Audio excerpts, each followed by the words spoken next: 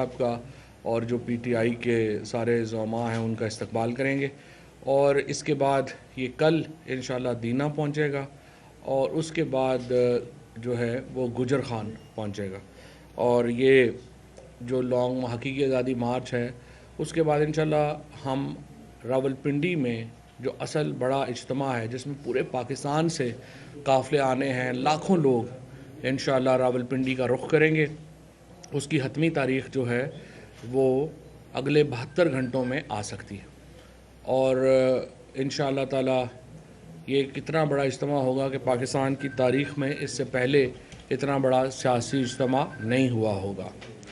जो आज बुनियादी मकसद है इस प्रेस कॉन्फ्रेंस का, और जुल्फ़ी बुखारी साहब भी साथ हैं, डॉक्टर शीरीन मज़ारी साथ हैं, वो रात को एक जियो टेलीविज़न में शाहज़ेब खानज़ादा के प्रोग्राम में एक करैक्टर उमर ज़हूर को लाया गया और उन्होंने जो पाकिस्तान के अंदर, ये तो वैसे एक बड़ी मैं समझता हूँ एक तरफ से तो तसल्ली ही की बात है कि एक तरफ जहाँ पे नवाज़ शरीफ और आसिफ ज़रदारी जो हैं उनके हम केसेस देखते हैं, जो एक एक केस जो है वो 20-20 अरब रुपए का, 24-24 अरब रुपए का है। वहाँ पे इमरान खान के ऊपर अगर कोई एलिगेशन मिला है तो वो ये है कि उन्होंने जो घड़ी ख़रीदी थी कानून के मुताबिक उन्होंने बेच दी, और इस तरह से इमरान खान ने 3.5 करोड़ रुपए या 4 करोड़ रुपए जो हैं वो प्रॉफिट कमाया। लेकिन मैं समझता हूँ कि ये अगर ऑब्जेक्शन हो तो बिल्कुल दुरुस्त है, क्योंकि इमरान खान और पीटीआई ही पाकिस्तान के अंदर एक करप्शन के ख़िलाफ़ बयानिए पे खड़े होते हैं। और ज़रूरी है इमरान खान साहब के लिए भी, तहरीक इंसाफ की लीडरशिप के लिए भी, कि अगर कोई भी इल्ज़ाम लगे तो उसका जवाब हमारे पास होना चाहिए। और जितने हम दूसरों को जवाब दे समझते हैं उससे ज़्यादा हम अपने आप को जवाब दे समझते हैं। तो सवाल उठाने में कोई मसला नहीं है और यकीनन ये सवालात होने चाहिए। और ये जो आपको मैं याद कराना चाहता हूँ कि पाकिस्तान में जब तक इमरान खान का इमरजेंस नहीं हुई, इमरान खान उभरे नहीं पाकिस्तान की सियासत में, तो यहाँ पे तो करप्शन के ऊपर कोई मसला ही नहीं था। हमारे यहाँ तो ये कहा जाता था कि कोई नहीं खाता है तो लगाता भी तो है ना। ये एक नैरेटिव बन गया था पाकिस्तान के अंदर, तो लोगों को कोई मसला ही नहीं था कि अगर चलें जी कोई लगा रहा है तो खा रहा है तो कोई प्रॉब्लम ही नहीं है। ये इमरान खान ने आके ये सवाल उठाया है। और पाकिस्तान में अगर आज करप्शन पाकिस्तान के अंदर एक अहम मौजू है और पाकिस्तान के लोग जो हैं वो करप्शन को मुस्तरद करते हैं, तो वो इमरान खान की वजह से करते हैं। और इस बैकग्राउंड में इमरान खान हो, तहरीक इंसाफ का कोई भी और लीडर हो, हमें इसमें कोई दो राय नहीं है कि जो भी सवाल उठे हमें उसका जवाब 100% जो है वो देना चाहिए। अब आइए मुद्दे की तरफ, इस मसले की तरफ। जब से इमरान खान की हुकूमत को एक साजिश के तहत निकाला गया, सिर्फ एक ही स्कैंडल जो है उसको बार बार शुरू से लेके अब तक जो है वो बार बार बयान किया जाता है। और वो स्कैंडल और वो बात ये है, वो सवाल ये है, जब इमरान खान 2018 में पहली बार सऊदी अरब तशरीफ़ लेके गए, वहाँ के जो हुकूमत है और बादशाह सलामत से जब मुलाकात हुई वहाँ पे, तो उन्होंने एक घड़ी तोहफे में दी। और वो घड़ी जो है उसकी क्या कीमत है, उसके क्या मामलात हैं, कैसे हैं, यही सारा तनाज़ा है जो अब तक चलता आ रहा है। सबसे पहले तो मैं आपके सामने रखना ये चाहता हूँ कि जो तोहफे मिलते हैं उनका तरीक़ाकार क्या होता है। जैसे कोई भी वज़ीर आज़म या वज़ीर जब बाहर जाएगा तो वहाँ पे जो वो हुकूमत है, इन दिस केस स्पेसिफिकली मैं कर लेता हूँ कि जब हम सऊदी अरेबिया गए तो वहाँ के बादशाह सलामत ने जो भी तोहफ़े इमरान खान को दिए वो इमरान खान वसूल नहीं करते, वज़ीर आज़म वसूल नहीं करता।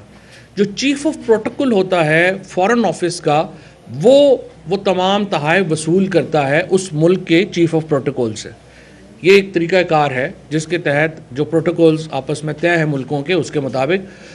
जब ये घड़ी मिली तो हमारे जो फॉरेन ऑफिस के चीफ ऑफ प्रोटोकॉल हैं उन्होंने उसको रिसीव किया सऊदी हुकूमत से। उसके बाद जो चीफ ऑफ प्रोटोकॉल है वो रूल्स के मुताबिक जब पाकिस्तान ये सारे तोहफ़े पहुँचते हैं उनको हवाले कर देता है तोशाखाना डिपार्टमेंट के, जो कि कैबिनेट डिवीज़न के तहत काम करता है। वज़ीर आज़म का इस सारे मामले से वज़ीर आज़म ऑफिस का या वज़ीर आज़म का कोई ताल्लुक़ नहीं है। चीफ ऑफ प्रोटोकॉल ने तोहफ़े रिसीव किए, वो पाकिस्तान लेके आए, उन्होंने वो तोहफ़े जो हैं वो कैबिनेट डिवीज़न के जो तोशाखाना का डिपार्टमेंट है उसके हवाले कर दिए। अब कैबिनेट डिवीज़न उसकी रसीद जारी करती है, वो रसीद जो है वो वापस जो मुतल्लिका डिपार्टमेंट है उसमें जमा हो जाती है। उसके बाद कैबिनेट डिवीज़न के तहत रूल्स के मुताबिक उन तोहफ़ों की एवेल्यूएशन की जाती है कि इस तोहफ़े की क्या कीमत है। उसके लिए एक बोर्ड बनता है, उसके अंदर जो है वो एक डिटेल्ड तरीक़ाकार तय है कि तोशा खाने का जो कीमत है वो कैसे तय होगी। ये कैबिनेट डिवीज़न के तहत है, वो इसकी एवेल्यूएशन करते हैं और एवेल्यूएशन करने के बाद जो मुतल्लिका, इस केस में फॉर एग्ज़ाम्पल वज़ीर आज़म को तोहफ़ा मिला था तो वो वज़ीर आज़म ऑफिस को ये लिख के भेजते हैं कि आपको फ़लाने मुल्क से जो तोहफ़ा मिला था उसकी हमने एवेल्यूएशन की है, उसकी ये कीमत है। अब जब 2018 में हम जब PTI ने हुकूमत संभाली थी उस वक़्त ये था कि आप जो रूल्स थे वो ये थे कि अगर मुझे तोहफ़ा मिला है तो मैं 20% उस तोहफ़े की कीमत जो एवेल्यूएशन में आई है वो अदा करके वो तोहफ़ा अपने पास रिटेन कर सकता। ये कानून था जो PTI ने नहीं बनाया हुआ, ये पहले बना हुआ था। हमने आके बाद में इस कानून को तब्दील किया और हमने इस कानून को 20% से बढ़ा के 50% पे ले गए। हमने कहा नहीं 20% बहुत थोड़ा है, 50% जो है आप कीमत दे दें और उसके ऊपर ले लें। और आज तक इसी कानून के ऊपर तमाम वज़राए आज़म ने और हमारे सरकारी ऑफिसर्स ने, हमारे जितने भी लोग हैं, उन्होंने जो तोहफ़े बाहर से मिले हैं वो 20% कीमत दे के अपने पास रिटेन किए हैं। अब आके हमने इसको कानून को तब्दील किया है और इसको हमने 50% जो है वो कर दिया है। अगर इसको आपने 100% करना है तो वो ज़ाहिर है कि उसके लिए कानून में तब्दीली चाहिए, वो कानून जो है वो उसको कर सकते हैं। अच्छा, यहाँ पे मैं आपको बता दूँ, ये जो घड़ी है इसकी एवेल्यूएशन जो की कैबिनेट डिवीज़न ने, उन्होंने इसको एवेल्यूएट किया 10 करोड़ रुपए के करीब, लगभग 10 करोड़ समथिंग कुछ था, या 9 करोड़ 87 लाख या समथिंग, बट 10 करोड़ के करीब, उसको राउंड फिगर में कर देता हूँ। उसके 10 करोड़ की प्राइस जो है वो इसकी, इस घड़ी की और इस सेट की जो है वो एवेल्यूएटर ने मुकर्रर की और रूल्स के मुताबिक 20% इसका अदा करके ये जो तोहफ़ा था ये इमरान खान साहब की ज़ाती मलकियत में चला गया। उसके बाद ये जो तोहफ़ा था इसको मार्केट में खान साहब ने बेच दिया। जो ये बिका 5 करोड़ 70 लाख रुपए का, 5 करोड़ 70 लाख रुपए का पाकिस्तानी मार्केट में ये बिका और उसके मुताबिक इसके ऊपर कैपिटल गेन टैक्स भी अदा किया गया। ये खान साहब के जो गोशवारे हैं उनमें भी जो है इसको जाहिर किया गया और इलेक्शन कमीशन में भी इसको डिक्लेयर किया गया। ये है इस कहानी की सारी रवादात। अब रात को जो इन्होंने जियो वालों ने शाहजेब खानज़ादा के प्रोग्राम में जिस तरीके से उमर ज़हूर नाम के एक आदमी को पेश किया और उसे कहा कि ये इस घड़ी का बायर है, उमर ज़हूर नाम के किसी शख्स को ये घड़ी नहीं बेची गई, ना ही ये घड़ी कभी जो है वो फरा गुजर जो हैं उनके जो है वो हवाले की गई बेचने के लिए, और ना ही ज़ाहिर है इसका उनसे कोई ताल्लुक़ है। और अब रात को मैं सुन रहा था जो एहसन सलीम गुजर हैं, जो खामंद हैं इनके फरा बीबी के, उन्होंने रात को ये वाज़े तौर के ऊपर कहा है कि वो इस शख्स से कभी नहीं मिली, उमर ज़हूर से। उमर ज़हूर कौन है? नॉर्वे में ये फैमिली रहती थी, 4 भाई हैं, 4 में से 3 भाई जो हैं वो नॉर्वे में जेल में क्रिमिनल केसेस में। खुद उमर ज़हूर के ऊपर मनी लॉन्ड्रिंग का केस हुआ। मनी लॉन्ड्रिंग के केस में उमर ज़हूर नॉर्वे को छोड़ के वो दुबई में आकर रहने लगा, और दुबई में भी इनकी जो एक्टिविटीज़ हैं वो नोटोरियस है। बाद में वो पाकिस्तान आए। पाकिस्तान में एक मॉडल सोफ़िया मिर्ज़ा से उमर ज़हूर ने शादी की। सोफ़िया मिर्ज़ा और उमर ज़हूर का जो केस है वो इस वक्त अगर आप गूगल में सर्च करेंगे तो आपको तमाम तफसीलात मिल जाएंगी। मैं उसमें जाना नहीं चाहता, एक निजी मामला है। और बहरहाल ये सिर्फ मैं आपको बता दूं कि जो उमर ज़हूर रात को कह रहे हैं कि उन्होंने $2 मिलियन जो है वो इसके अदा कर दिए घड़ी के, सिर्फ एक छोटी सी IDFC में कॉर्नर शॉप है, जो भी जुल्फ़ी जो है मेरा ख्याल उस पर ज़्यादा बेहतर बता सकेंगे एवेल्यूएशन के ऊपर।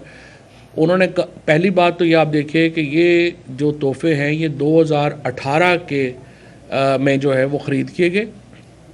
इसकी एवेल्यूएशन जो है वो IDFC की एक कॉर्नर शॉप के ऊपर से इन्होंने कराई, और उस कॉर्नर शॉप के ऊपर के कहने के ऊपर इसको कहा कि ये $2 मिलियन में जो है वो मैं ख़रीद रहा हूँ, और $2 मिलियन अदा कर दिए। हालांकि यहाँ पे उन्होंने अपनी बेगम को 10 लाख रुपए महीना अपने दोनों बेटियों के लिए देने से इनकार कर दिया था, और कहा था कि मेरे पास इतने पैसे नहीं हैं कि मैं 10 लाख रुपया महीना जो है वो अफोर्ड कर सकूं। लेकिन बहरहाल उमर ज़हूर की जो अपनी हिस्ट्री है वो बहुत शेडी है। यहाँ से भी जाली कागज़ात के ज़रिए वो अपने बच्चों को दुबई लेके गए, और शहज़ाद अकबर से जो उन्होंने कहा कि मुझे शहज़ाद अकबर ने फ़ोन किया है, अगर आप हिस्ट्री देखें तो शहज़ाद अकबर से उमर ज़हूर की एक तवील मुखासमत रही है, क्योंकि पाकिस्तान की जो इंटीरियर डिपार्टमेंट है वो इसको जो है उमर ज़हूर को पाकिस्तान में बुलाना चाह रहे थे। वहाँ पे वो समन्स भेजते थे, लेकिन वो यहाँ पे नहीं आए। इंटरेस्टिंगली जो ही हुकूमत बदली, एक तो शहज़ाद अकबर के ख़िलाफ़ और फिर रिजवान हमारे जो FIA के डायरेक्टर थे उनके ख़िलाफ़ एक FIR कट गई कोसार थाने में, और उसको उसके बाद ECL से भी हटाया गया। जो ही शहज़ाद अकबर और रिजवान शहीद के ख़िलाफ़ उनके ख़िलाफ़ एक FIR कटी, उसके फ़ौरन बाद जो उमर ज़हूर हैं उसका नाम ECL से हटाया गया। ECL से हटाने के बाद 1 महीने के अंदर उसने ये प्रेस कॉन्फ्रेंस कर दी और कहा कि ये $2 मिलियन जो हैं वो मैंने अदा किए हैं। अब इन तमाम हालात के पेश नज़र हमने ये फ़ैसला किया है, हम उमर ज़हूर के ख़िलाफ़ दुबई में कानूनी कार्रवाई का आगाज़ कर रहे हैं, और जंग ग्रुप के ख़िलाफ़ हम लंदन में कानूनी कार्रवाई का आगाज़ कर रहे हैं। ये बड़ी बदकिस्मती है कि पाकिस्तान की सबसे बड़ी सियासी जमात को, हमें तो पाकिस्तान में कार्रवाई करना चाहिए, लेकिन जिस तरह रात को CNN पे भी आपने सुना अरशद शरीफ की वालिदा और उनकी बेगम जो हैं उन्होंने ये कहा कि पाकिस्तान के अदालती निज़ाम से हमें इंसाफ की उम्मीद ही नहीं है। तो आप अंदाज़ा लगाइए कि अगर पाकिस्तान की सबसे बड़ी सियासी जमात को भी लंदन में जाके केस करने पड़ते हैं और यहाँ पे करना पड़ते हैं, तो हमारा एतमाद का जो लेवल है यहाँ के अदालती निज़ाम के ऊपर वो क्या रह गया है। 4 दिन तकरीबन 1 हफ़्ते से हमारे सेनेटर्स जो हैं वो बेचारे सड़कों के ऊपर हैं, और चीफ़ जस्टिस साहब से कह रहे हैं कि जनाब मेहरबानी करिए, अरशद शरीफ की जो शहादत हुई है, आज़म सवाती के साथ जो ज़्यादती हुई है, और इमरान खान के ऊपर जो कातलाना हमला हुआ है उसके ऊपर नोटिस ही ले लीजिए। लेकिन हम देख रहे हैं कि बहरहाल यहाँ पे जो हालात हैं वो आपके सामने ही हैं, और ये अफसोसनाक सूरत हाल है। लेकिन बहरहाल हमने फ़ैसला किया है कि लंदन में हम न्यूज़ ग्रुप के ख़िलाफ़ और दुबई में उमर ज़हूर के ख़िलाफ़ कार्रवाई का आगाज़ कर रहे हैं। कुछ ऐड करना चाहूँ? इसमें मैं 3 पॉइंट्स जल्दी से आपको ऐड कर देता हूँ। इसमें सबसे पहला पॉइंट ये है कि जैसे कि फ़वाद चौधरी साहब ने आपको तोशाखाना के लॉज आपको बताए हैं कि 20% पे इनके ख़रीदा है, और आगे जाते हुए हम इंग्लैंड में भी बाहर मुल्कों में भी केस करेंगे मीडिया हाउसेस पे, चाहे जंग ग्रुप हो या समा ग्रुप हो। लिहाजा उसके बावजूद भी कोई भी इनके जो शोज़ हैं उन्हें ये नहीं उठाया कि जी जो चीज़ कानून के ख़िलाफ़ है, तोशाखाना के रूल्स के ख़िलाफ़ जो है वो एक गाड़ियाँ आसस वली ज़रदारी के पास भी मौजूद हैं इस वक्त, और नवाज शरीफ के पास भी मौजूद है इस वक्त। और स्पीकर ऑफ द हाउस राजा अशरफ ने वापस मुझे एक रेफरेंस जो मैंने फ़ाइल किया था लिखा कि ये नहीं कि उन्होंने ये ख़रीदी नहीं है या उन्होंने ये ली नहीं है या उनके पास ये है नहीं, डिनाइल कोई नहीं आया। उनके डिफेंस ये आया कि जी उस वक्त वो MNA नहीं थे, माशाल्लाह से वो मुल्क के प्रेसिडेंट थे। तो ये भी नहीं कि MNA लेवल थे, मुल्क के सबसे बड़े ओहदे पे वो बैठे हुए थे जब उन्होंने गाड़ियाँ ख़रीदी जो तोशा खाना के रूल्स के बिल्कुल ख़िलाफ़ है। Antiques and cars belong to the cabinet pool. तो एक तो ये बात कि वहाँ कोई शोज़ नहीं हो रहे, वहाँ कोई जियो पे घंटे घंटे के शोज़ नहीं हो रहे कि ये गाड़ियाँ किधर हैं। जहाँ तक इस सेट की बात है, इस सेट की दो चीज़ें जो मज़ेदार हैं जो इन साहब ने, ये उमर साहब ने जो की थी, वो ये है कि सबसे पहले जैसे फवाद भाई ने आपको बताया कि ये एक छोटी सी दुकान जिसकी कोई हैसियत नहीं है, बल्कि दुकान से कम एक वेबसाइट है ज़्यादा, और उससे एक वैल्यूएशन जो इनने बनाई है इस सेट की, वो बनाई है $12 मिलियन की। प्रोग्राम से 1 घंटा पहले, और प्रोग्राम से 1 घंटा पहले, और उस वैल्यूएशन पे जो तारीख लिखी हुई है वो 15 नवंबर है। तो उसी वक्त प्रोग्राम से पहले किसी अपने फ्रॉडी दोस्त को, पंटर को कॉल करके जल्दी से ये वैल्यूएशन 12 मिलियन की बनाई। मैं वाज़ेह तौर पे नेशनल टेलीविज़न पे चैलेंज करता हूँ कि ग्राफ की कई दुकानें हैं दुबई में इस वक्त, हमें वहाँ से वैल्यूएशन, मीडिया भी आए, हम भी आते हैं, वहाँ बैठ के वैल्यूएशन कर लें, पहली बात। दूसरी बात ये भी मैं आपको पॉइंट देना चाहता हूँ कि जिस डीलर को ये 5 करोड़ 70 लाख में ये बेचा गया, और मेरी इत्तला के मुताबिक उस डीलर ने इसको सेट को आगे बेचा है शायद इन्हीं हजरात को, वो 6 करोड़ 10 लाख पे बेचा है। और वो डीलर भी जो था, उसका नाम मैं अभी रिवील नहीं करूँगा क्योंकि वो अभी मुल्क से भागे हुए हैं, वो भी दुबई में है, क्योंकि जब हमारी हुकूमत गई तो FIA ने उस ज्वेलर के जो डीलर होता है उसको भी उठा लिया था, उसको अंदर भी किया हुआ था काफ़ी देर से। उसके बाद जब उसको छोड़ा तो वो मुल्क डर के मारे मुल्क छोड़ के बाहर भागा हुआ है। तो उनसे भी इंशाल्लाह आज रब्ता होगा और हकायक पता चल जाएंगे कि उन्होंने किसको बेचा, एग्जैक्टली कितने के बेचा। लेकिन जो मुझे अभी तक पता चला है वो 6 करोड़ 10 लाख पे बेचा है, और उस डीलर का नाम भी पता है, उनका नंबर भी पता है, उनको दुबई में उनका अता पता भी पता है। तो इंशाल्लाह ये भी हकायक सारे सामने आ जाएंगे, तो ये झूठ भी आपको आपके सामने अनअर्थ हो जाएगा। तीसरी चीज़ इसमें आखिर में ये कि दुबई इस दुनिया में शायद सबसे एक बेहतरीन सेफ सिटी है। हर कोने पे आपके पास कैमराज हैं, और ख़ास तौर पे एक आदमी जो अपने आप को एक मल्टी मिलियनेयर डिक्लेयर करता है, उनके दफ्तरों के लॉबीज़ में, उनके दफ्तरों में हर जगह CCTV कैमराज हैं ये जब भी चाहें ले सकते हैं क्योंकि उनका ऑफिस है।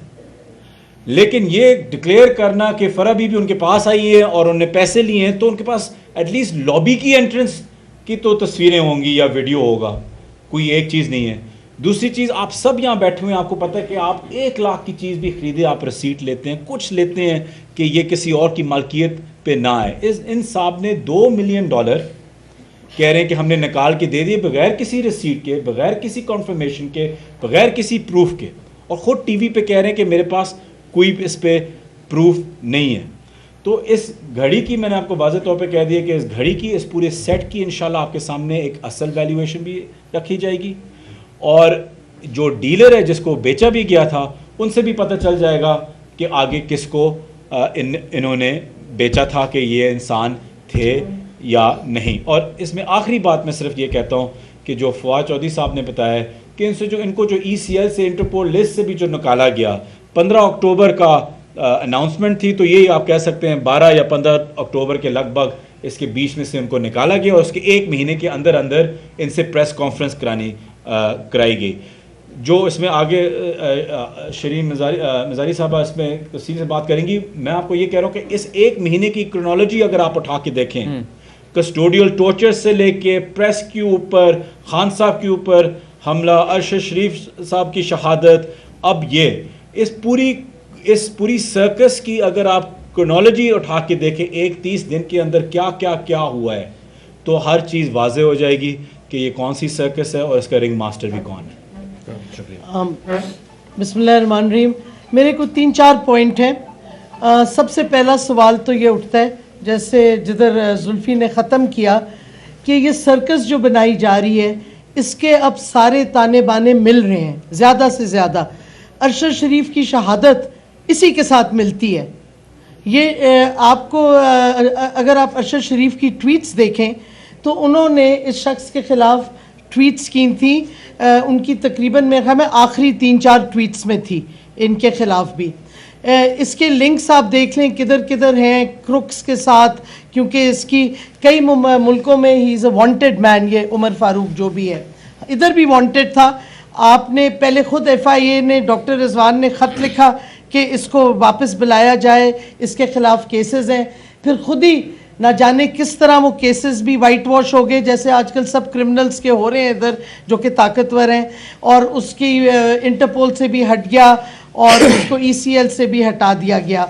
तो सवाल ये उठता है कि ये सारे कनेक्टेड हैं। मैं तो समझती हूँ क्योंकि अब ये शख्स वापस आ गया है तो जो इन्वेस्टिगेशन सुप्रीम कोर्ट करवाएगी अरशद शरीफ के शहादत के ऊपर, उसमें इस शख्स को भी बुलाया जाए। इसके कनेक्शन ज़रूर बनती है, किसने दुबई से निकलवाया, किसने इसको कीनिया, अरशद शरीफ को किसने कीनिया का सजेशन दिया, क्या लिंक्स थे। तो एक तरह से ये अच्छा हो गया कि ये क्रिमिनल एक सामने आ गया है, इससे अब ये सवालात पूछने चाहिए। दूसरा पॉइंट मेरा ये है कि पता नहीं क्यों सारी कौम भूल गई है, जो यूसुफ रज़ा गिलानी की बीवी ने एक हार जो कि फ्लड विक्टिम्स के लिए था वो चोरी कर लिया, अपने लिए रख लिया। कोई सवाल नहीं उठ रहा, ये क्या कहते हैं कि ये जो गाड़ियाँ इलीगली ली गई तोशा खाना से और क्या चीज़ें। और सवाल ये उठता है कि तोशा खाना के रूल्स सारे पब्लिक सर्वेंट्स पे एप्लीकेबल हैं। तो मेरा सवाल है कि मिलिट्री लीडर्स जब जाते हैं और उनको ऑफिशियल गिफ्ट्स मिलती हैं, उनका कोई रिकॉर्ड है तोशा खाना में, और उन्होंने किस तरह डिपॉजिट किए, अगर ख़रीदे तो किस तरह किए, अपने टैक्स रिकॉर्ड में दिखाए, कैपिटल गेन्स टैक्स दिया। ये सवाल बहुत अब लाजमी हो गया है, क्योंकि ये जो पूरा सर्कस किया जा रहा है, हमें भी पता है ताकतवर और कौन सी ताकतवर कुव्वतें हैं जो ये करवा रही हैं सारा तमाशा। इमरान खान के खिलाफ जब उनको कोई नहीं मिला तो अंदाज़ा लगाए करते हैं, और यही गलती की कि एक शख्स जिसकी कोई क्रेडिबिलिटी नहीं है, जो क्रिमिनल है, और सिर्फ हमारी नज़रों में नहीं, नॉर्वे वगैरह में उसके खिलाफ वो है FIRs वगैरह हैं, ही इज़ वांटेड, वो जा नहीं सकता। बल्कि जहाँ तक मेरी इंफॉर्मेशन है ये नॉर्वेजियन सिटीजन था, ड्यूल नेशनल था, इसकी नेशनैलिटी उन्होंने बंद ख़त्म कर दी नॉर्वे की आफ्टर हिज क्रिमिनल एक्टिविटीज़।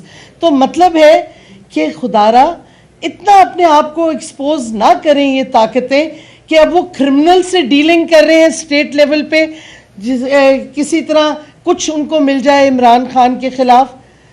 असल मसला इनका ये है कि कौम कोई झूठ इनका नहीं मानने के लिए तैयार, जो मर्जी ये करते जाएं, सारी स्कीम्स इनकी फेल हो रही हैं। कौम इमरान खान के साथ खड़ी है। हकीकी आज़ादी के मार्च में आप देख रहे हैं लोग निकलते आ रहे हैं, हालांकि खान साहब खुद नहीं उधर मौजूद।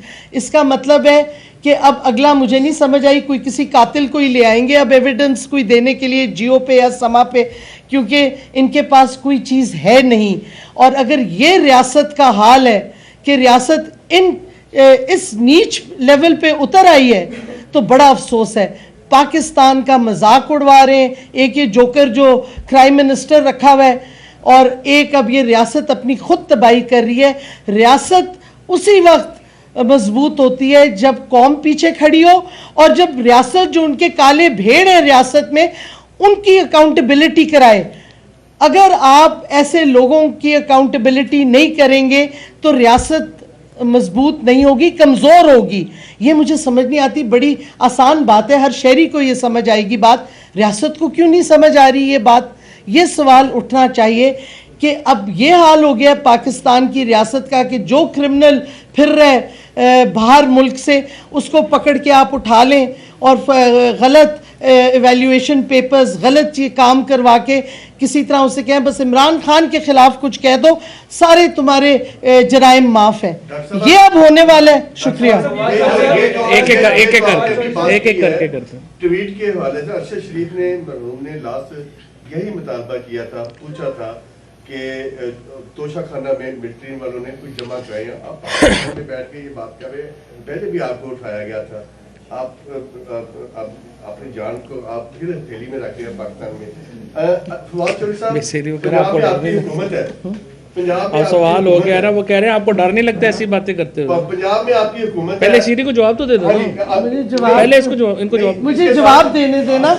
आप कह रहे हैं डर नहीं लगता, देखें यही तो वो चाहती है रियासत कि हम कुछ बोल दें तो हम पे तशद्दुद करें, हम पे या एब्डक्शन कर दें या कस्टोडियल टॉर्चर कर दें या कोई वीडियो कहीं बनवा के डाल दें, और या फिर एंड में क्या करेंगे, हमें कत्लेआम कर दें। तो रियासत का मेरा यह है, कितने लोगों को आप कत्ल करेंगे, कितनों को आप अबडक्ट करेंगे, आपकी ये चीज़ें अब वाजे हो गई हैं पूरी दुनिया में। आप कितनी बदनामी चाहते हैं पाकिस्तान की, खुदारा कुछ पाकिस्तान का ख्याल करें, अपने एम्बिशंस को अलहदा रखें, पाकिस्तान के लिए खुदा के वास्ते अब कुछ करें।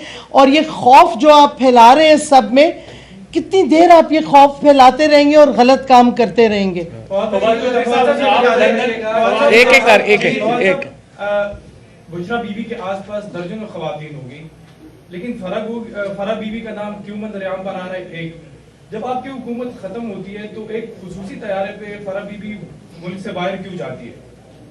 और अगर गिलानी साहब के, जरदारी साहब के और नवाज शरीफ साहब के तोशा खाना तहाइफ बेचना गलत है, तो क्या इमरान खान के सही है? नहीं, देखिए मैंने तो पहले शुरू यहाँ से किया है कि सवाल करना तो तमाम से ज़रूरी है। तरीके इंसाफ जब ये बात करती है कि दूसरों का एहतसाब होना चाहिए, तो हम ये तो नहीं कह सकते कि हमारा एहतसाब नहीं होना चाहिए, तो बड़ा ज़रूरी है। लेकिन मसला सिर्फ ये है कि जो एक, चूँकि इमरान खान के ऊपर कोई है नहीं चीज़, कोई चीज़ मिल नहीं रही, तो एक चीज़ को इलेक्शन कमीशन इस वक्त जो है ना वो 1122 बना हुआ है PDM की। वो जो ही कोई मसला होता है वो इलेक्शन कमिश्नर को फ़ोन करते हैं, वो वारंट शुरू कर देता है कार्रवाई। सो इसलिए ये एक इस वक्त जो इलेक्शन कमीशन का इदारा है स्पेशली, उसको इस्तेमाल किया जा रहा है मुख्तलिफ मीडिया ग्रुप को एक एड प्रोवाइड करने के लिए। उसकी वजह से ये इश्यूज़ जो है बन रहे हैं। जो सवाल है जो डॉक्टर मज़ारी ने, जुल्फ़ी ने आपके सामने ये बात रखी कि देखिए 100% आपने इमरान खान की घड़ी का सवाल हो गया, 3.5 करोड़ रुपया बड़ी रकम है, इसको ज़रूर इसकी अकाउंटेबिलिटी होनी चाहिए। लेकिन सवाल ये है कि जो अरबहा रुपए के गिफ्ट्स जो हैं, जो नवाज शरीफ, जरदारी और बाकी लोगों को मिले हैं, वो भी तो कहीं पे अकाउंटेबल होने चाहिए ना। अब जो नेकलेस है या जो घड़ियां हैं या जो कारें हैं, आप जो हमारा इंफॉर्मेशन जो राइट टू इंफॉर्मेशन एक्ट का जो इदारा है, राइट टू इंफॉर्मेशन कमीशन है, वो 3 दफ़ा ऑर्डर कर चुका है कि आप 1947 से लेके अब तक जो लोगों ने गिफ्ट्स लिए हैं वो आप पब्लिक करें। मैं ये कहता हूँ 1947 ज़्यादा लंबा हो जाएगा, आप चलें इस तरह से कर लें कि 1990 से कर लें। 30 साल में जो गिफ्ट्स मिले हैं वज़राए आज़म को, वो पब्लिक, वज़राए आज़म को, आर्मी चीफ़ को, जो बाकी उनको नेवल फोर्सेस के चीफ़ को, एयरफोर्स चीफ़ को, तोशा खाना वाले उसको पब्लिक करें ना। 3.5 करोड़ रुपया इमरान खान का जो है उसकी तो इतनी अकाउंटेबिलिटी हो रही है कि पूरे मीडिया ग्रुप पूरी 12-12 घंटे उस पर जो है वो ट्रांसमिशन कर रहे हैं, और जो बाकी अरबों रुपया है उसके ऊपर हम पूछ नहीं रहे। सिर्फ ये झगड़ा है, वो तो फरा बीबी से पूछ सकते हैं, मेरा किसी खसूसी थोड़ी देर पहले आप कह रहे थे कि आपको पाकिस्तान के लीगल सिस्टम के ऊपर कॉन्फिडेंस नहीं है, इसलिए आप लोग जंग ग्रुप के खिलाफ लंदन में और उमर ज़हूर के खिलाफ दुबई में केस करने जा रहे हैं। लेकिन दूसरी तरफ आप इमरान खान हमला केस, आजम सवाती वीडियो लीक केस और अरशद शरीफ कत्ल केस में सुप्रीम कोर्ट से इंटरवेंशन का मुतालबा तो फिर आपका, तो फिर इसका उसकी क्या तुक बनती है, लॉजिक क्या है? फिर आपका ख्याल में पाकिस्तान में हम यूनाइटेड नेशंस में चले जाएं? कहाँ चले जाएं? ऑब्वियसली जो एग्जिस्टिंग सिस्टम है, देखें अदम एतमाद कैसे ख़त्म होगा? अदम एतमाद ऐसे ख़त्म होगा कि अगर चीफ जस्टिस और सीनियर जजेस सोचें। ये देखिए, ये मेरा मामला नहीं है, तरीके इंसाफ का मामला नहीं है, को हम तीनों की पर्सनल ऑब्जर्वेशन नहीं है। हमारा जो हमारा जो पाकिस्तान के अवाम का एतमाद का जो इस वक्त हमारे अदालती निज़ाम के ऊपर है, आप बाहर चले जाएं, लोगों से पूछ लें कि आप क्या कहते हैं पाकिस्तान के अदालती निज़ाम के बारे में और क्या आपको इंसाफ मिलता है। आपको खुद ही जवाब मिल जाएगा। तो हमारे पास देखें ना, जो अवेलेबल चीज़ें हैं, हम तो सिस्टम को झंझोड़ रहे हैं। इमरान खान ने गोली खाई है, पाकिस्तान तहरीक इंसाफ की लीडरशिप का लहू बहा है इस तहरीक में, हम इस निज़ाम को झंझोड़ रहे हैं और हम दुआ करते हैं कि जो बाकी इसमें बैठे हुए हैं, आप देखो ना ये जो इस तरह रजिस्ट्रार ने किया कि एक अनइलेक्टेड आदमी ग्रेड 20 का जो है, उसने सारे जो आपके इलेक्टेड लोग हैं उनको बाहर रोक लिया, उसने कहा जी आपको मैं अंदर नहीं जाने दूंगा। ये दुनिया में तो जमहूरियत में ये नहीं हो सकता। जो करोड़ों लोगों के मुंह के ऊपर जो तमांचा मारा है सुप्रीम कोर्ट के रजिस्ट्रार ने, और कोई सुप्रीम कोर्ट में हिलजुल नहीं हुई। रोज़ाना बैठ के आइन की पार्लिमानी बालादस्ती की बातें होती हैं, प्रैक्टिकली नहीं हो रहा। तो ये बताइएगा, पब्लिक बिल्डिंग है supreme court, SOP through foreign office, ये सारी चीजें जुल्फी भाई ने बोला कि इनको डीलर का मालूम है, तो आप लोग जिसके थ्रू ये बेची गई और जिसको बेची गई है गाड़ी, उसको सामने क्यों नहीं लेके आ जाता ताकि इशू खत्म हो जाए? उसको भी जो डीलर्स थे, देखें ये जो ही हमारी गवर्नमेंट गिरी, इनने टारगेट किया कि सबसे सेंसिटिव पॉइंट्स, वो बेचारा कत्ल ही ना हो जाए उनसे सेंसिटिव। मैं उनका नाम इसलिए नहीं ले रहा कि ये ना हो कि उनके साथ भी वही हो जाए जो बाकी FIA के लोगों के साथ हुआ है और अरशद शरीफ के साथ भी हुआ है। लेकिन बात ये कि वो एक डीलर है, तो वो बहुत सामने इंशाल्लाह उनसे बात भी हो जाएगी, तो इसमें कोई ढकी छुपी बात नहीं। और वो FIA की रियासत में रह चुका है। FIA ने पूरी कोशिश की है, अगर उसने कोई गलत चीज़ की होती या कोई गलत चीज़ हुई होती है उस वक्त, तो जब FIA ने उसको ढका हुआ था उसी वक्त हकायक निकल आते हैं। अच्छा जी, आप ये हमें एग्जैक्ट नहीं पता कि उसने आगे किसको दिया।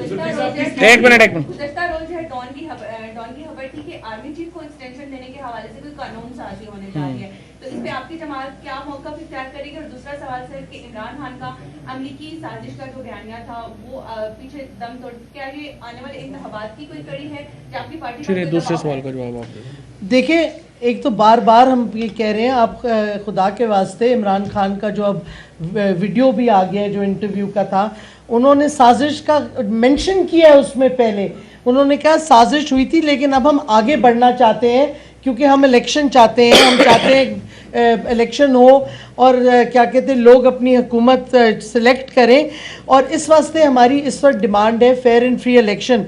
ये अजीब सी ट्विस्ट दे दी कि जी उन्होंने कहा कि साजिश अब नहीं हुई, ये कभी नहीं कहा।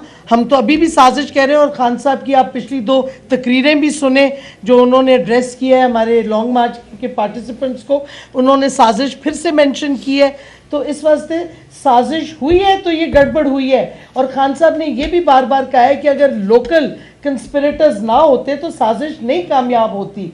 तो इस वास्ते सारी जो गड़बड़ शुरू हुई है और जो मुल्क की तबाही, मईशत की तबाही, सियासी बुरहान हुआ है, वो साजिश की वजह से हुआ है।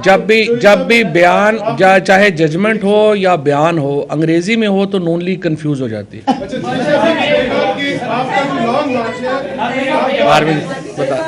बताता हूँ, ये कर ले। एक मिनट सर, जो आपका लॉन्ग मार्च है वो कल तकरीबन पिंडी की हुदूद में दाखिल हो जाएगा इंशाल्लाह। इस वक्त आलवी साहब को आपने नॉमिनेट किया है मुज़ाकरात के लिए, तो क्या उसमें कोई पेशरफ्त हुई है? दूसरी बात, जो इनका सवाल था कि जो लफ्ज रीअपॉइंटमेंट को जो है वो रिटेन में तब्दील किया जाएगा, तो क्या PTA के जो MNAs हैं वो असेंबली में जाएंगे, उसको सपोर्ट करेंगे? नहीं, हम तो असेंबली में नहीं जा रहे ना जी, हमारा तो ये इस वक्त इशू नहीं है। और अगर वो आर्मी एक्ट में जो अमेंडमेंट लाएंगे, जब वो आएगी सामने, तो उस वक्त हम अपना रिएक्शन देंगे। दूसरी बात यह है कि जो आपने कहा कि कल आरफ अलवी साहब के साथ, देखिए हमारी तो बड़ी वाज़े और पॉलिसी है ज़मन में। हम चाहते हैं कि हुकूमत अर्ली इलेक्शंस के ऊपर आमादगी ज़ाहिर करे और बाकी फ्रेमवर्क बैठ के हम डिसाइड करने को तैयार हैं क्या होना चाहिए। असम्बलियाँ कब टूटनी चाहिए, इलेक्शन कमीशन ऑफ पाकिस्तान को हम चेंज करना चाहते हैं, तारीख, ये सारे मामला जो हैं वो बैठ के बात हो सकती है। सिर्फ हुकूमत ये करे कि अर्ली इंतखाबात के ऊपर अपनी आमादगी ज़ाहिर करे, मुज़ाकरात में कोई प्रॉब्लम नहीं।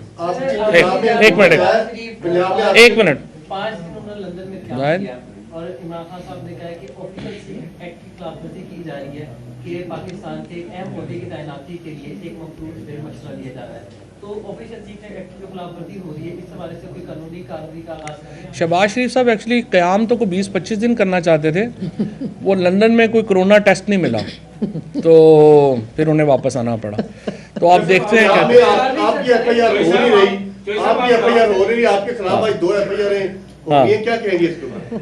बस जो चाहे तेरा हुस्न करिश्मा साज करे, कर लेते हैं। एंटी एस्टेब्लिशमेंट लड़ाई 29 नवंबर तक जारी रहेगी। इसके बाद हाँ, हमारी एस्टैब्लिशमेंट के साथ कोई लड़ाई नहीं, इदारों के साथ कोई लड़ाई नहीं।